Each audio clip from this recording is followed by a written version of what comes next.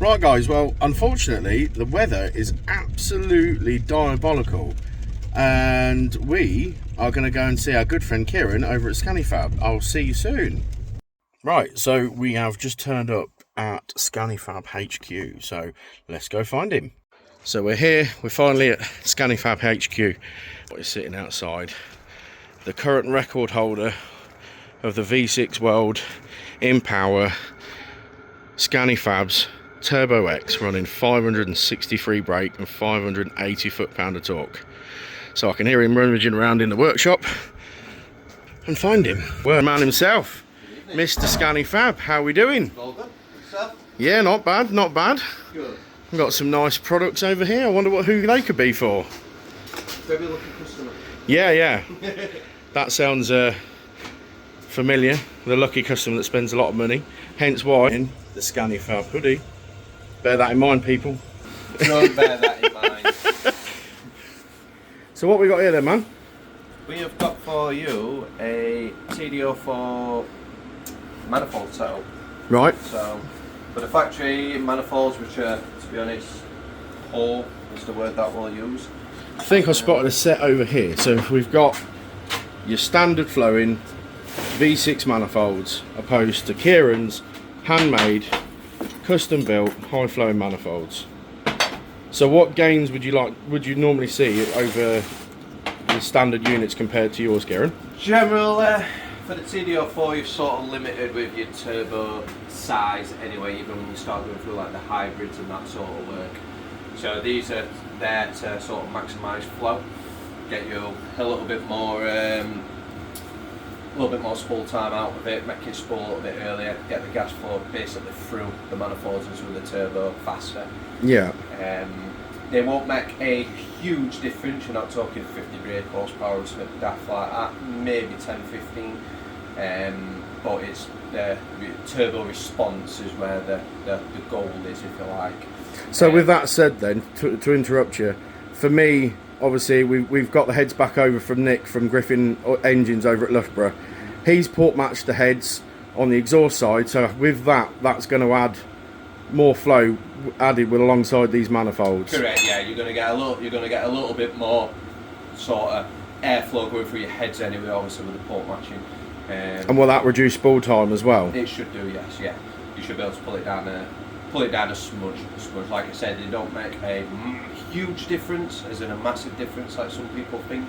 But that is solely just down to the small frame TD04 turbos. Whereas if you were to go bigger turbo, which I'm sure you're well aware of. Oh, we can have a look at that in a minute, can't we? Yeah. You can still use the our sort of log manifolds of this section anyway, and just replace the up pipes, and then for whatever collector situation you want to do for a bigger turbo. So I notice obviously we've got the downpipe at the back that looks completely unrestricted, so we've got no cat in there whatsoever. So what's that going to help with as well, Kieran? Again, just spool time, heat management. You've got a lot better flow going through that exit point. It's more than enough for what you're wanting. Even with the bigger turbos, like the setups like you'll see outside later on, they are the 3-inch downpipes. You can get quite serious power out of for what they are. They aren't the limiting factor, whereas the factory cats can be. Yeah, so that's going to make sure that obviously you've got no real resistance flowing from your turbo. You're going to have full chat and like no issues with like restrictions or back pressure or anything like that, are we? No? Nothing like that. So, as I'm sure some people are going to want to know, what would you say a kit like this to manufacture and like this sort of thing costs to the public? So if somebody from, I don't know, like myself, messaged you and go, right Kieran, this is what I'm up to, this is what I want to do. Obviously, yes, this is the third kit that we've had off Kieran. But obviously we don't get to show you the other one just yet. It will come. It's coming, just not yet. But yeah, so obviously this one not gone quite as extreme as what we did with the last one. However, you know, what would you say, like, in a roundabout figure, one of these costs for Joe Public to come in and buy? So we sell the manifold sets. They are £900. Again, that's what you see here, as well as the V-bands as well. Comes with a full stud and nut conversion kit as well. And the downpipes, we sit them at £350, what we've always sat them at. We try and keep them reasonable price, just to provide it basically as a good alternative kit. But it's not like where we don't try and scrimp up the parts. So everything here is all made out of 316 stainless. All TIG welded, everything's back purged, because I've seen multiple other manifolds that have been cracking, not ours, but multiple of them which haven't been back purged, and just poor preparation, and just end up, well, just fail. To this day we've not had one which has come back which has failed yet. So you use quite a thick wall stainless on the log manifolds, don't you, on this one? Yeah, we use SGH10 on everything for the physical logs, mainly for the heat. The heat of them, they take quite a fair bit of armour. That's even all the collector sections as well. Everything does as 316. I mean, in terms of quality, you can just look at that and go, that's proper, and that's not your sort of 10U kit, that is it? No. Because it's not only the V6 stuff that you do, is it? You do all other stuff in regards to the Saab world as well, don't you? Yeah, so we do a little bit with the 2-litre turbos and the TTIDs, but primarily we are V6 platforms as favourite, dare we say. Mainly because I run a V6 myself, it's just what I enjoy. So what is it about the V6 that draw you to it, to be able to sort of manufacture and produce these sort of things? The limitation on parts, to be honest. You think, coming from a Vauxhall background, like manifolds, all that sort of stuff, aftermarket stuff's a lot more available, and that's just like comparing it to the Vauxhalls. If you like, go to say like other manufacturers, you can get pretty much anything for whatever. But with the V6s in particular, we generally have always struggled getting upgraded parts and aftermarket sort of stuff. I suppose you look at the sort of platform of the Z20 LETs, the C20 LETs. They're pretty much off the shelf, aren't they? But you're custom making bespoke one-off kits. I mean, this isn't an off-the-shelf kit, guys. This is fully bespoke, made by hand with Kieran. I mean, you can see his setup here. It's not, no shit, no off-the-shelf 10U crap. Like, this is all done by your man here. Yeah, this is the thing. It's like you think, particularly like in the Vauxhall background as well. Think of like your Z20 LEHs. You can buy a downpipe. It's going to be £130 or whatever, and it is just your typical Chinese, just not tight. They'll make 100 of them in a day. You know what I mean? That sort of stuff. There's no sort of bespoke build to them. The quality of the components is everything's good, because I refuse to use just cheap stuff. And reality is, once it goes out, I generally don't see it again. So if somebody wanted to order a kit like this, Kieran, what would you say, like turnaround times? If somebody messaged you today and said, right, here's some money, there's a kit, how long would I be waiting for it? You will be looking at probably 4 weeks we tend to set for the manifold stuff. Again, it depends on how busy I am. So last couple of months have been a little bit quiet. I've been able to get stuff out a bit faster, but it's picked up massively over the last couple of weeks. So the workload just gets bigger and bigger. Like I say, everything is done to order as a custom build. The downpipes, they're not don't take a great deal of time to make up, whereas the manifolds do take quite a fair bit of time. And particularly when you're going for like a lot of the big turbo custom stuff that I do with the V6s, then there's a lot more time that goes into them, just because it's a bigger job, pretty much. Well, with that being said, then I think it'd be rude not to show everyone what a big kit looks like. Yeah, we might have one outside. Let's have a look, shall we? So, guys, just look at that. As a Vauxhall guy myself, I'm not massive fans of the Saab. Well, I don't know, I don't mind them, but I mean, look at the brakes on it. That kind of tells you, and it's a bit of a giveaway, that this thing's got some serious power. So, without further ado, woo! Would you look at that? Look, and there's the Scanny Fab mascot. Look, old backs, big backs, bless him. Just having a quick look around the car, and whoa, this is something serious, guys. Like, this isn't your off-the-shelf, thrown together build. This is completely bespoke.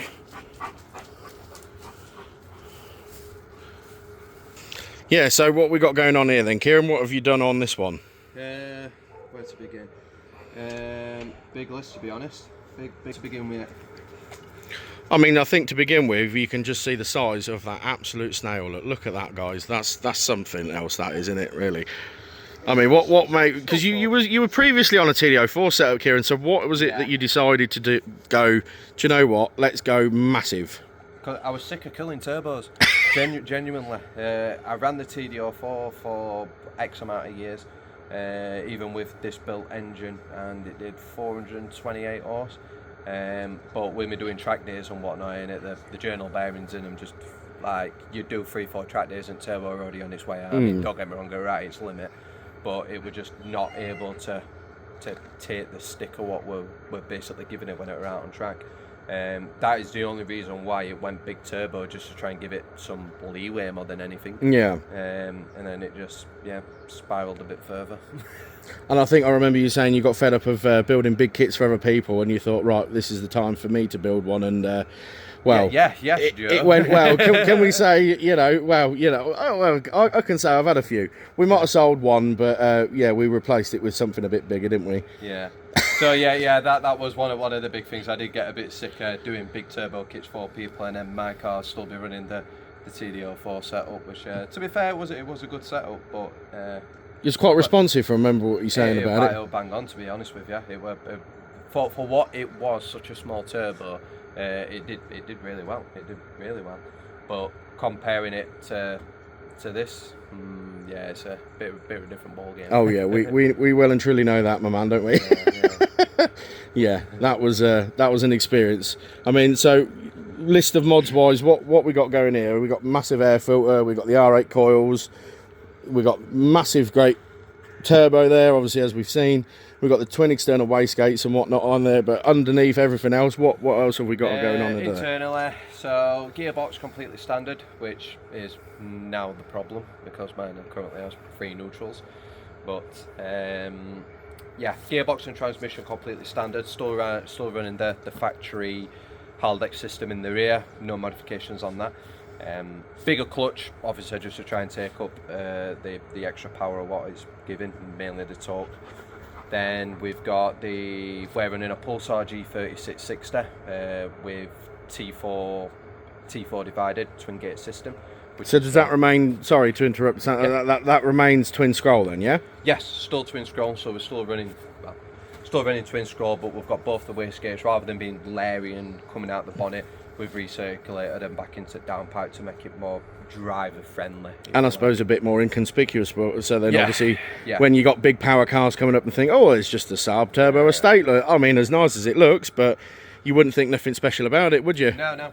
Unless you keep a bit of a keen eye and look for some evident stuff. So harness bar in rear, big brakes on front, you sort of sit a little bit under radar. It's just a little bit inconspicuous. Definitely, we love a good sleeper.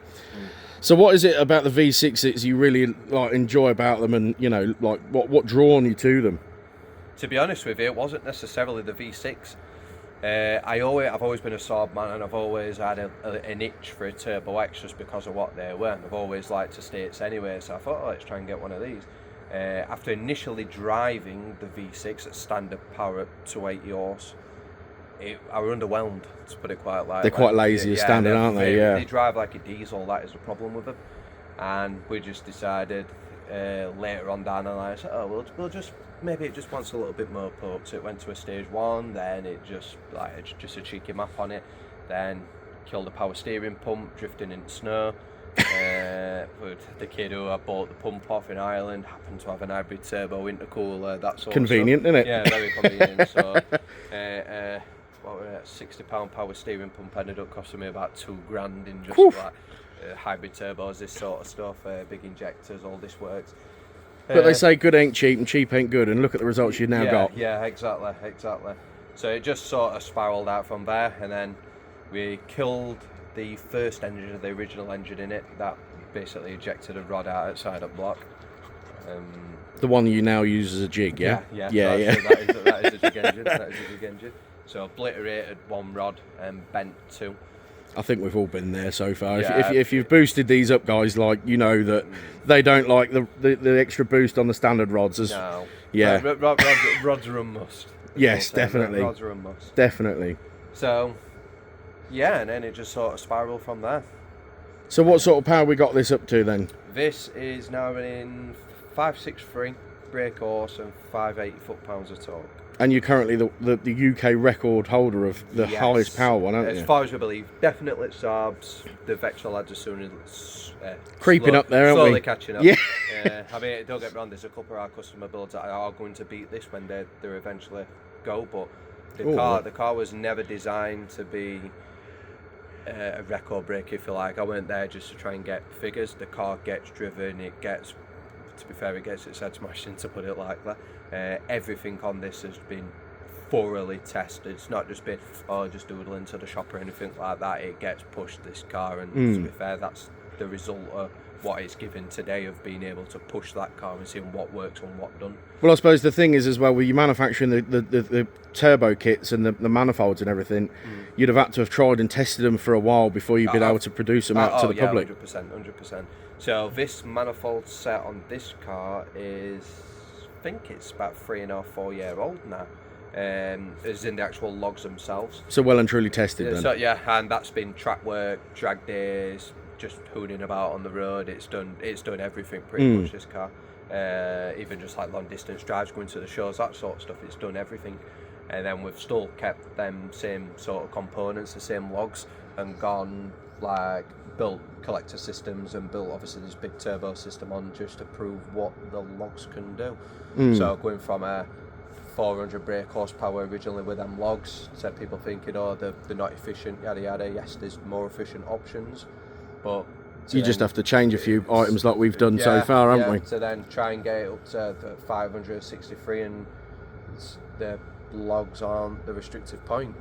No, I've ran out of air, is effectively what's happening. And fuel. Yeah, air and fuel, air and fuel. So if I were to go further with it, then it would need basically a full, complete, independent fuel system. At least a return style system, which these don't have, and a bigger turbo, and away we go. And is that something you're looking to do in the future, or no? Maybe on another build, maybe. Maybe we'll see. I wonder who that could be, eh? The problem what you'll find is that at this power level, depending on how you're driving it, is the gearboxes. The gearboxes are going to go. Now, doing the straight cut gears, doing all that sort of stuff. It's expensive. It's ludicrously expensive, and I feel it'll take away the drivability of the car. I mean, you've been out in this, you can genuinely drive it like hell a dealer. Yeah. And that's what I don't want to lose about the car, is being able to have that ability to go out, drive it, use it, say even just a simple things of going and getting some food for the dog. Yeah. Even just the daft things as that, and then go and do a track day in it. Just be able to.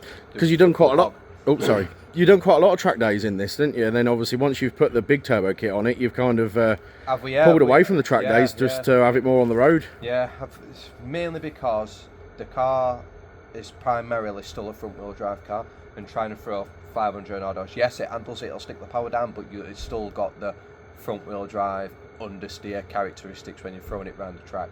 So I've realised this on the road as well, if I'm really trying to push it. And the reality is I've got sort of that much invested in the car as well, that I don't really want to be taking it out there and just smashing bumpers off and this sort of stuff to try and get it to the point of what it is now. And I'm generally enjoying it on the road. Yeah, it's like that's where it seems that it's nice, perfect, best of being a pretty fast road car. Because if I remember you saying there's not the original Turbo X front bumper, is it? You saying about no. Is it the Griffin spec we've got going on there? So yeah, this is the optional Griffin front bumper, which they did for a brief period of time, just to give it a subtle difference compared to the standard Turbo X sort of stuff. Then there's a couple little subtle touches, like even like the full exhaust system, for example. I've still utilised the standard like trapezoid sort of exhaust tips or what they've used, just to try and keep that a bit more OEM more than anything. Yeah, because from the rear end you wouldn't exactly expect to think that you've got that going on in the bonnet, would you? No. Because I remember you saying you got a few things on this car that's been imported from the States, if I remember. Oh yeah, so it's got the rear lights. In fact, they're a US spec three-phase light. Yeah. There's a little bit of difference you've got, rather than just having like the sort of like the foggy hazed, the hazed over sort of glass. It's clear, but it's got the red inserts as well, which has had a little bit more a cleaner look, I think, to the rear rim. Normally the frosted ones are all a bit spidered now, just because of age. They just look a bit naff. So yeah, they're getting old, these cars. That's the thing, aren't they? They're not like 5 years old anymore. We're pushing nearly 20 years old. Yeah. I mean, this is 2008, the only year that they officially did the turbo axis. So that would be what, 15 years old? No, that's wrong. No, about 17. Yeah. 17 years. So yeah, you look at the back of the car and you think that's just a standard Turbo X. And then you've got that spoiler. I remember you saying that that's not even a UK spec one either, is it? No, it's actually made by one of sort of Saab's tuning, like an optional tuning company back in the day called Hirsch. So this has got the Hirsch rear spoiler, which makes quite a lot of difference in terms of the styling to the car. Rather than just being a bit flat, gives it that nice little lift. Finishes it off, doesn't it? Yeah, it does. Yeah, it does. So it's got the Hirsch spoiler, Hirsch front grills, and Hirsch something else as well, pedals, I think. But although being a Saab, Kieran, I noticed there's something that might have been off a Vauxhall on the front of your car there, and yeah, I've been a Vauxhall fan at heart, unfortunately. But yeah, Mark to Asher GT bonnet vents tend to be. And they're quite a nice subtle touch, that, aren't they? They're unfortunately, the bonnet's like 4 or 5 year old now, and it's had a bit of grief, so it's all starting to crack. But then you have been on track, I suppose, with this, isn't it? It has had some hammer. So I can't really argue with it.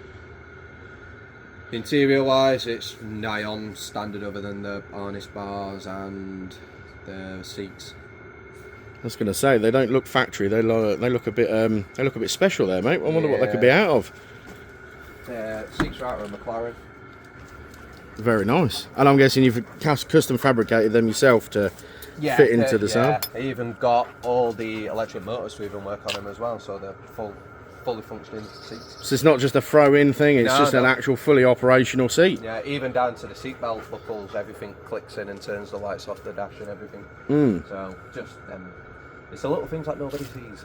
Well, this is it, yeah. So, for instance, say somebody like overseas and whatnot messaged you and got in contact and said, like, we want to buy your kit and that. I mean, I know there's a lot of places and people over in the States, they do a lot of kits themselves and whatnot, but what makes yours different from the rest of theirs over there? Hard to say, really. It's when a fabricator will always try and appreciate another fabricator.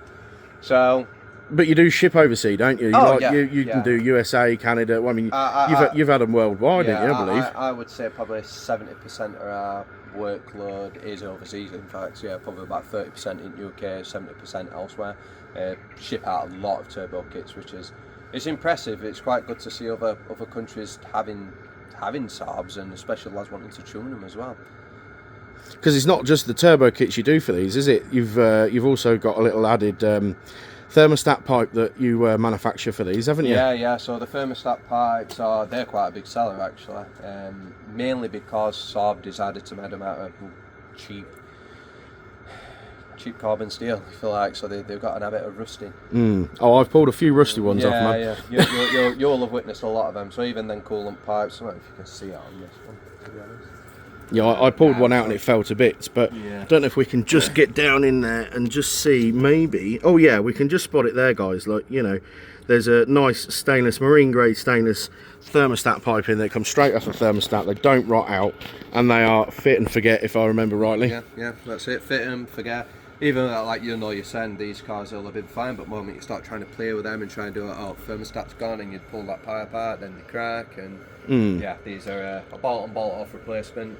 And it's one of those, if you're taking the turbo off anyway, you might as well have changed that at the same time, wouldn't you? Yeah, the thing is, well, it takes that long time to sort and that much work to try and get into that sort of area anyway, that while you're down there, you just change it, and it's just, like I say, it's fit and forget. They're fiddly, aren't they? If you're doing it with the turbo in situ, yeah. And I've noticed we've got no battery in the bay either. Why we got no battery, Kieran? Mainly because I'm sick of trying to work in that tight engine bay. That was one of the first mods that I ever did with this car. When I bought it completely bone stock, that got relocated to boot just to try and give some more room. I mean, they've got a habit anyway of killing batteries on these just because they're that close to the heat source that they just don't last. Well, there's not much room in there, let alone with a battery as well. So and the amount of heat cycles that I can imagine that must go through as well. So likewise, us, because of obviously the bigger turbo and the twin gates and whatnot, it's taken up a lot of that room which would have been there originally anyway. So we've sort of utilised that space. I mean, you can fit bigger there. It's just if anybody's brave enough. Oh, I don't know. There might be one person that might be brave enough. Yeah, there's one or two coming. I know that. I know there's one or two coming. But the fact I've noticed as well, although you've got all this going on, you've still managed to remain the factory coolant bottle. Yes. You've not had to move them, and like, so obviously some have had to move them simply because the turbo on them are just ridiculous. Well, what a lot of people tend to do when they're doing these V6s is that they think, right, the V's there, I'm going to put the turbo there in the centre of the V's, which for flow and whatnot, yes, is more efficient. Yeah. But then you start coming into like issues at the bulkhead. You start having problems in terms of just trying to get any sort of fabricator pipe down there. Hence why people end up moving the coolant bottles and that sort of stuff out the way. I mean, mine hasn't cracked yet. That's still the original one that was with the car, which is a surprise, to be honest. Yeah, that's quite that's surprising. They're normally ones, especially the sensors as well, aren't they? They were always going on them, especially with the Vectras as well, not only the Saabs. But yeah, that seems to have just lasted. But with our turbo sets, we generally try and push things forward. We know what sort of limitations we've got with the jig work or what I can do to try and move everything just to make it more manageable and make the fabrication side easier and put it more in a factory sort of OEM placement of where it should be. Yeah, it's certainly impressive, mate. You credit where credit's due. You've done an absolutely smashing job, and it just looks the part. It doesn't even look out of place, does it? It almost looks factory. Yeah. You've got some nice heat shields going on there from a Mr. Gary Anderson, I believe. Yeah, and to be fair, they were one of the very, very early revision ones as well. They will have been, again, they're probably 3-4 year old, them heat shields. And yeah. They've lasted, credit to Gary. They've lasted. Yeah, I must admit, he does do some good work. And he's, I believe you got one of his R8 coil kits on there as well, I believe. Yes, yeah. I work quite a bit with Gary, to be honest. Part supply, even just like gaskets, that sort of work. He's got everything on shelf, so it's just the first person I go to for anything like that. We run his R8 coil kit. I don't think there's anything else for Gary on here. I mean, that's probably why they don't call him the Saab Madman for no reason. Yeah. He's pretty much off the shelf, isn't he? He's king. We've got the added plate there. I'm guessing we've got the aura tuning from the mapping, obviously Gary from the parts. So who's Imperial Performance? Imperial Performance is a guy called Roger Slaughter. He runs Imperial Performance. He's had a big outing with the Vauxhall lads for years and years and years. I've used him for all sorts of stuff like dress up kits, this and other bikes. You buy a lot of my like material, like stainless stuff. That comes from Roger anyway. So he does help in terms of material supply and even some of the parts supply that I'm sort of struggling with as well. Yeah, Roger seems to be the guy for that. Your general universal stuff, not the 2.8 platform, if you like. Yeah. Just universal stuff. Yeah, well, it's certainly impressive, my man. Look, you've done an absolutely fantastic job on it. So I'm guessing, obviously, if anyone's wanting to do any big turbo kits in the future, you're full game for it then, are we? 100%. Yeah. I like doing the big turbo kits. So get me wrong, the downpipes and whatnot, I do plenty of them, but the big turbo kits and other people's ideas of what they want to do, fetching me stuff, say right, can we make this work? Love doing it because it keeps my head focused as well. I can be a little bit more creative, if you like, in terms of doing stuff. So prime example with this kit, we're like, right, let's see what we can do with the twin gates. Do we recircuit back? Do we put it under? And it ends up becoming some really good, nice looking but quality fab work as well, which is, I like the challenge. Because I'm guessing with it being a Turbo X, this shares the same platform as the Insignia VXR. So yes, give or take, yeah. Yeah, so some differences, but yeah, give or take. So it's not just the Turbo X's you're limited to, is it? You do also do the Insignia VXR downpipes and midpipes, I believe. Yeah. Insignia downpipes, I do. I don't think there's anybody with a turbo kit on an Insignia. Vectras there is. Not sure about the Insignias though. There might be one. There might be one out there. Yeah. But Yeah, same platform, everything will fit pretty much. So if somebody wanted a downpipe for an Insignia VXR, it wouldn't be a problem? No problem, no problem. Yeah. Ironically, it's the identical same to the Saab X-Wheel drive.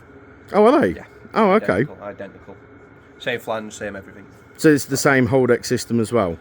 Yes, yeah. Oh, brilliant. Yeah. So it's quite easy to replicate then from the Turbo X to the Insignias? Yeah. Oh, happy days. So guys, obviously that's Kieran from Scanny Fab. If you are looking to do any mental builds, he's well up for it. Overseas as well. Obviously, I've had a lot of people from the States asking me about with the manifolds that I put up on some of the groups. He's more than happy to cater for that overseas as well. There's not a problem. So anything and V6 related, you guys just need to get onto Kieran, get him to do you some good manifolds and get some more boosting and get that power going. So thanks for watching. If you like this, like, subscribe, and there'll be more from me and Kieran soon on the big spicy build. So hopefully that'll be yet to come, but we won't release that just yet. So thanks for watching, guys. We'll see you soon.